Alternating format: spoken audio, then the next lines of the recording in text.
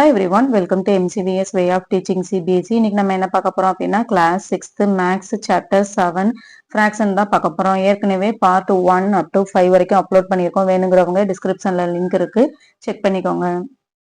இது வரைக்கும் நம்ம போன வீடியோல பார்த்திருக்கோம். இதுல இருந்து இப்ப பார்ப்போம். Comparing fraction. ஒரு ஃபிராக்ஷன் வந்து எப்படி எல்லாம் கம்பேர் பண்றதுன்னு பார்க்க போறோம். which is greater 4/5 or 7/9. It can be difficult to compare two such fractions directly. However, we know how to find fractions equivalent to two fractions with the same denominators.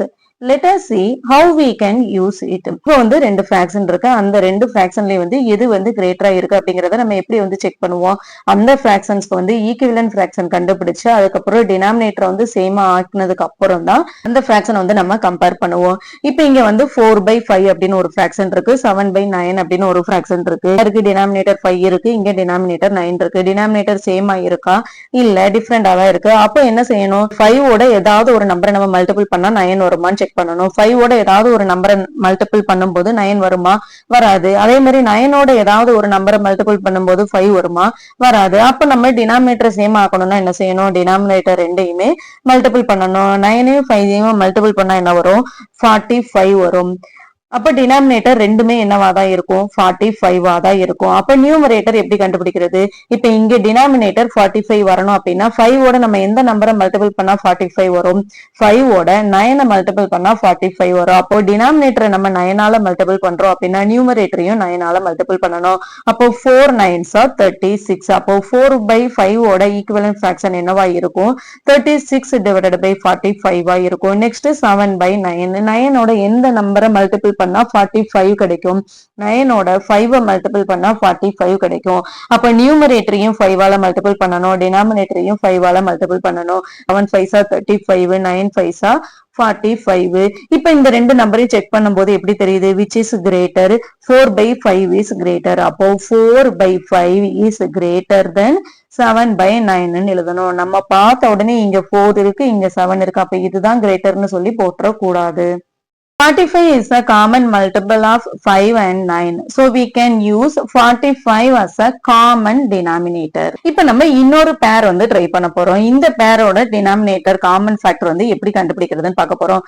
இந்த 9 and 21 ஓட common factor என்னவா இருக்கும்னு சொல்றாங்க அப்படின்னா 63ன்னு சொல்றாங்க. எப்படி வந்து 63ன்னு சொல்றாங்க, இப்போ ஃபர்ஸ்ட் நம்ம காமன் ஃபேக்டர் எப்படி கண்டுபிடிக்கிறது, நம்ம டினாமினேட்டர் எப்போதும் எப்படி செக் பண்ணுவோம். இப்போ இங்க ஒரு நம்பர் இருக்கு அப்படின்னா இந்த நம்பரோட ஏதாவது ஒரு நம்பரை மல்டிபிள் பண்ணோம் அப்படின்னா நமக்கு இந்த நம்பர் கிடைக்கான்னு பார்ப்போம்.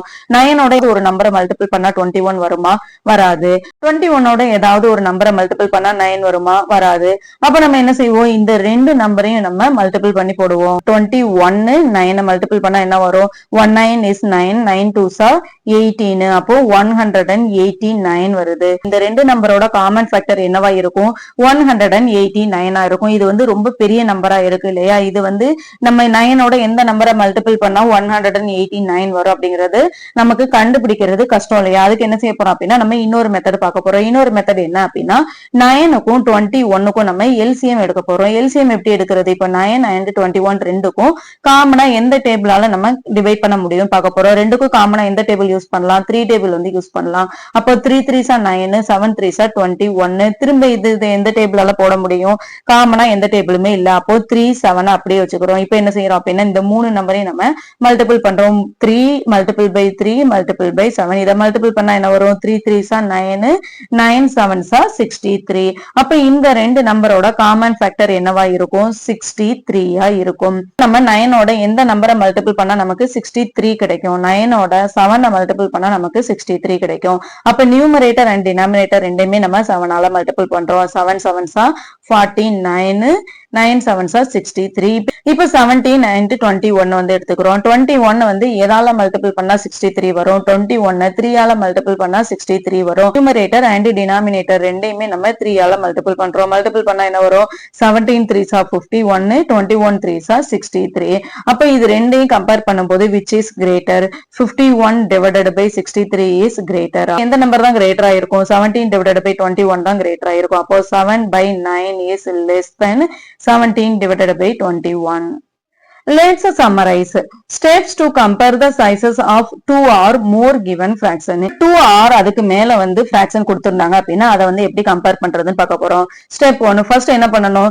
Change the given fraction to equivalent fraction so that they all are expressed with the same denominator or same fractional unit. 2 fraction இருந்தாலும் சரி, 3 fraction இருந்தாலும் சரி, இல்ல 10 fraction இருந்தாலும் சரி, first நம்ம என்ன செய்யணும்? equivalent fraction வந்து கண்டுபிடிக்கணும். equivalent fraction கண்டுபிடிச்சு denominator எல்லாமே சேமா வந்துச்சு அப்படின்னா அதுக்கப்புறம் தான் அதை நம்ம கம்பேர் பண்ண முடியும். இதுதான் first step. second step என்ன செய்யணும்? Now compare the equivalent fraction by simply comparing the numerator, the number of fractional units which has. இதுக்கப்புறம் என்ன செய்ய போறோம் அப்படின்னா நம்ம நியூமரேட்டர்ல இருக்கிற வேல்யூ வச்சு, இப்போ இது வந்து 10/15 இருக்கு, இங்க 5/15 இருக்கு, இங்க 2/15 இருக்கு அப்படின்னா இதை நம்ம டைரக்டா என்ன செய்யலாம்? நியூமரேட்டரை மட்டும் வச்சு நம்ம கம்பேர் பண்ணலாம். which is greater? 10/15 is greater than 5/15 and 5/15 is greater than 2/15 நம்ம எழுதலாம். Figure it out. Compare the following fraction and justify your answer. கீழ வந்து நிறைய fraction unit வந்து கொடுத்திருக்காங்க. இதை வந்து நம்ம கம்பேர் பண்ண போறோம். First 8/3 5/2. 8/3 and 5/2 which is greater இருக்கும். எப்படி வந்து நம்ம கம்பேர் பண்ணணும்? ஒரு நம்பர், ஒரு fraction unit வந்து நம்ம கம்பேர் பண்ண போறோம்னா ஃபர்ஸ்ட் நம்ம என்னதான் பார்க்கணும்? டினாமினேட்டர் தான் பார்க்கணும். டினாமினேட்டர் இங்க சேமா இருக்கா? இல்ல. அப்ப 3 ஓட ஏதாவது ஒரு நம்பரை மல்டிபிள் பண்ணா 2 வருமா? வராது. 2 ஓட ஏதாவது ஒரு நம்பரை மல்டிபிள் பண்ணா 3 வருமா? வராது. அப்ப என்ன செய்ய போறோம்? 3யும் 2வையும் டைரக்டா மல்டிபிள் பண்ண போறோம். 2வையும் 3யும் டைரக்டா மல்டிபிள் பண்ணா என்ன வரும்? 6 வரும். அப்போ ரெண்டுமே டினாமினேட்டர் என்னவா தான் இருக்கும்? 6 தான் இருக்கும். அப்போ 3யோட எந்த நம்பரை மல்டிபிள் பண்ணா நமக்கு 6 வரும்? 3யோட 2வை மல்டிபிள் பண்ணா 6 வரும். அப்போ 3 2s 6 இங்க போட்டோம் அப்படின்னா 8 2s 16 போடணும். இப்போ இங்க எந்த நம்பரோட மல்டிபிள் பண்ணா நமக்கு 6 வரும்? 2வோட 3யை மல்டிபிள் பண்ணா 6 வரும். நியூமரேட்டரையும் 3ஆல மல்டிபிள் பண்றோம். 5 3s 15. அப்போ which is greater? 16 divided by 6 is greater than 15 divided by 6. அப்ப எப்படி எழுதணும்? 8/3 is greater than 5/2. Next 4/9 3/7. 4/9 and 3/7 இருக்கு. இப்ப ரெண்டுமே டினாமினேட்டர் சேமா இருக்கா? இல்ல. 9 ஏதாவது ஒரு நம்பரால மல்டிபிள் பண்ணா 7 கிடைக்குமா? கிடைக்காது. 7ஓட ஏதாவது ஒரு நம்பரை மல்டிபிள் பண்ணா 9 வருமா? வராது. அப்ப என்ன செய்யணும்? ரெண்டு நம்பரையும் டைரக்டா மல்டிபிள் பண்ணணும். டைரக்டா மல்டிபிள் பண்ணோம்னா என்ன வரும்? 9 7s 63 வரும். இப்போ 9ஓட எந்த நம்பரை மல்டிபிள் பண்ணா 63 வரும்? 9ஓட 7 மல்டிபிள் பண்ணா 6 வரும். அப்போ நம்ம நியூமரேட்டர் 4ஓடையும் நம்ம 7 மல்டிபிள் பண்றோம். 7 4s 28. இங்க என்ன வரும்? 7 இருக்கு. 7ஓட எந்த நம்பரை மல்டிபிள் பண்ணா 63 வரும்? 7ஓட 9 மல்டிபிள் பண்ணா 63 வரும். அப்போ நம்ம நியூமரேட்டரையும் 9ஆல மல்டிபிள் பண்றோம். 9 3s 27. அப்ப which is greater? 28 divided by 63 is greater than 27 divided by 63. அப்ப ஆன்சர் என்ன எழுதணும்? 4 divided by 9 is greater than 3 divided by 7. 7/10 9/14. இது ரெண்டோட ஈக்குவலன்ட் ஃபிராக்ஷன் எப்படி கண்டுபிடிக்கிறது? இப்ப இங்க 7/10 இருக்கு, இங்க 9/14 இருக்கு. 10ஓட ஏதாவது ஒரு நம்பரை மல்டிபிள் பண்ணும்போது 14 வருமா? வராது. 14ஓட ஏதாவது ஒரு நம்பரை மல்டிபிள் பண்ணும்போது 10 வருமா? வராது. அப்ப நம்ம என்ன செய்ய போறோம்? இது ரெண்டையும் நம்ம டைரக்டா மல்டிபிள் பண்ணலாம். 140 வரும். நம்ம அப்படி பண்றது பதிலா நம்ம என்னவும் செய்யலாம்? எல்சிஎம்மும் எடுக்கலாம். எல்சிஎம் எடுத்தா என்ன வரும்? இங்க 10 இருக்கு, இங்க 14 இருக்கு. ரெண்டுக்கும் காமன் டேபிள் பண்ண முடியுமா? முடியும். 2 டேபிளால போட முடியும். 5 2s 10 7 2s 14. இதுக்கு மேல பண்ண முடியாது. அப்ப இந்த எல்லா நம்பரையும் நம்ம என்ன செய்யணும்? மல்டிபிள் பண்ணணும். அப்ப 2 into 5 into 7 மல்டிபிள் பண்ணா என்ன வரும்? 5 2s 10 10 7s 70. காமன் ஃபேக்டர் என்னவா இருக்கும்? 70 இருக்கும். காமன் ஃபேக்டர் நம்ம 17 போட்டோம் அப்படின்னா இதோட நியூமரேட்டர் என்னவா இருக்கும்? இங்க 10ஓட எந்த நம்பரை மல்டிபிள் பண்ணா 70 வரும்? 10ஓட 7 மல்டிபிள் பண்ணா 70 வரும். அப்போ 7 7s 49. இங்க 14ஓட எந்த நம்பரை மல்டிபிள் பண்ணா 70 வரும்? 5 மல்டிபிள் பண்ணா 70 வரும். 5 4s 20, reminder 2. 5 1s 5 plus 2 7. 14ஓட 5 multiple பண்ணா 17 வரும். அப்போ நம்ம 9ஓட எதை மல்டிபிள் பண்ணணும்? 5 மல்டிபிள் பண்ணணும். 9 5s 45. அப்போ which is greater? 49 divided by 70 is greater. அப்போ நம்ம ஆன்சர் எப்படி எழுதணும்? 7 divided by 10 is greater than 9 divided by 14. Next 12 divided by 5, 8 divided by 5. இங்க denominator எப்படிதான் இருக்கு? சேமா தான் இருக்கு. அப்ப நம்ம டைரக்டா நியூமரேட்டர் மட்டும் செக் பண்ணிட்டு டைரக்டா அப்படியே ஆன்சர் எழுதிடலாம். அப்ப which is greater? 12 divided by 5 is greater than 8 divided by 5. இருக்கு 9 by 4 இருக்கு, 5 by 2 இருக்கு. இப்ப 4 ஓட ஏதாவது ஒரு நம்பரை மல்டிபிள் பண்ணும்போது 2 வருமா? வராது. 2 ஓட ஏதாவது ஒரு நம்பரை மல்டிபிள் பண்ணும்போது 4 வருமா? வரும். என்ன வரும்? 2 ஓட 2 மல்டிபிள் பண்ணா 4 வரும். அப்போ டினாமினேட்டர் ரெண்டுமே என்னவா தான் இருக்கும்? 4 தான் இருக்கும். அப்போ டினாமினேட்டர் 4 இருக்கு அப்படின்னா 9 by 4 நம்ம அப்படியே வச்சுக்கலாமா? இப்போ 5 by 2 மட்டும் நம்ம நியூமரேட்டரோட 2 மல்டிபிள் பண்ணா என்ன வரும்? 5 2s are 10. அப்போ 10 divided by 4. அப்போ which is greater? 10 divided by 4 is greater. அப்போ 9 divided by 4 is less than 10 divided by 4. Write the following fraction in ascending order. Ascending order னா என்ன செய்யணும்? நம்ம சின்ன நம்பர்ல இருந்து பெரிய நம்பர் வந்து எழுதணும். ஸ்மாலஸ்ட்ல இருந்து லார்ஜஸ்ட் நம்பர் போய் எழுதணும். அதான் நம்ம அசெண்டிங் ஆர்டர்னு சொல்லுவோம். இப்போ இந்த fraction எல்லாமே அசெண்டிங் ஆர்டர்ல எப்படி எழுதணும்? ஃபர்ஸ்ட் நம்ம என்ன செய்யணும்? எல்லா டினாமினேட்டருமே சேமா இருக்கிற மாதிரி நம்ம சேஞ்ச் பண்ணணும். அதுக்கப்புறம் தான் நம்ம அசெண்டிங் ஆர்டர்ல வந்து எழுத முடியும். இப்போ எல்லாத்துக்கும் டினாமினேட்டர் சேமா இருக்கணும். என்ன செய்யணும் அப்படின்னா ஃபர்ஸ்ட் நம்ம எல்சிஎம் எடுக்கும். மூணுக்குமே காமனா எந்த டேபிள் யூஸ் பண்ணலாம்? 5 டேபிள் யூஸ் பண்ணலாமா? 2 5s are 10, 3 5s are 15, 1 5 is 5.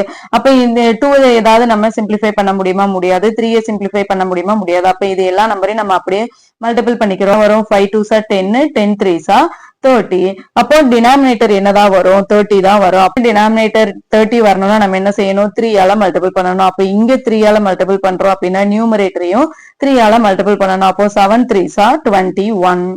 அப்போ 7 by 10 நம்ம எப்படி எழுதுறோம்? 21 divided by 13 எழுதுறோம். Next 11 by 15. 15 ஓட எந்த நம்பரை மல்டிபிள் பண்ணா நமக்கு 30 வரும்?